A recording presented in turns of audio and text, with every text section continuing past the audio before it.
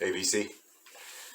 Woke up this morning pondering if there are any frontiers left in music, or has it all been done?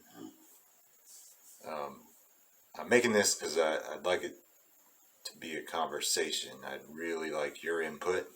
I'm not a musicologist or an ethnomusicologist. I have a layperson's knowledge of music. I'd really like to hear from you. And just to shout a few people out who I think could have something valuable to add. But any of you, please add. But these people that I've interacted with somewhat, Sean, Davis Winchester, Stunt Rock Confusion, Norman Mazzy Maslov, Derek Higgins, Bob Bradley, Digging in the Crate,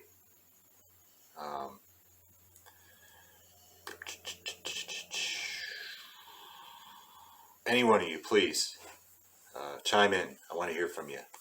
So, it said in the beginning that people mainly used music to communicate. So, at far distances, you'd have people in your tribe far away, and you'd start beating the drums to communicate with them. All right, and so then this is by no means like a proper chronology. Like I said, I'm not a musicologist. It's just my thoughts on it. Years down the road, you have the development of Western classical music. You also have the development of Eastern style of classical music with different scales, different ideas on harmony, fascinating stuff. And so I was thinking like most of new frontiers in music come about as a result of an advance in technology. So the invention of tape and the tape machine brought forth a lot of interesting experiments and ways to compose, where people who are trained kind of in this is mainly Western classically trained people got a hold of tape machines and tape and did some really good stuff. So music concrete type of deal.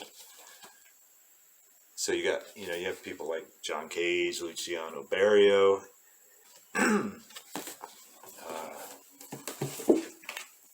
more Luciano Berio. One of Frank Zappa's favorites, Edgar Varese, whose World Fair installation, look that up. It was utilized tapes and hundreds of loudspeakers. That's a very general description of it. Edgar Varese, another example of people turning classical music on its head. More examples of that with Harry Parch, built his own instruments. Interesting take on composition. You have your minimalists. Steve Wright, this is one of my favorite pieces of music, and it sounds different every time I listen to it. Of course, we have the space age too. Advancements in technology there. This is a very fun record. So yeah, the space age comes about. First computers, rudimentary computers come about. We have people in jazz.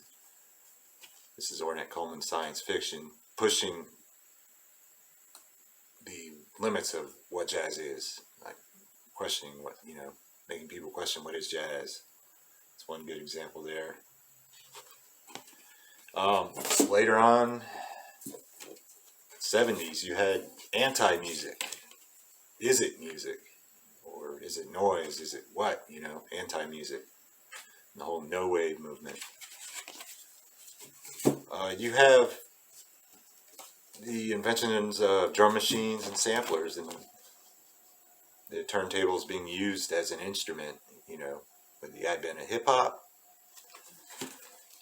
You have modern hip-hop well, they get labeled as hip hop artists, but they're somewhere in between, floating, pushing the boundaries of what hip hop is. Like, for example, Flying Lotus's Los Angeles album, and one of my favorite current people, More Mother, pushing the limits of what is genre, pretty much. A lot of young people doing that right now too, pushing, like, music's becoming genreless. It always has been that way to them. It's interesting. Also, with the advent computer age, electronic music. This guy, Aphex Twin, interesting compositions. We have people like Ben Frost. Interesting take on it. So where does it go from there? We're in the computer age. Where does it go from here? Well, there's artificial intelligence. There are people who have fed information into AI, and end result was a death metal album. There's someone who fed AI information about AC/DC, and it wrote its own AC/DC song, which is hilarious. You can find, maybe I'll link both of those below in the comments. They're both on YouTube, but fascinating. As of now, AI really, it's beginning to be able to learn. So how far will AI go? Will it develop a sentience, just like this movie proposes? Will it start creating without prompts, without data? Will it evolve to the point where it's making decisions on its own? Is that the next step in music? And after that, is the next step in music hacking AI? Humans hacking AI and composing music.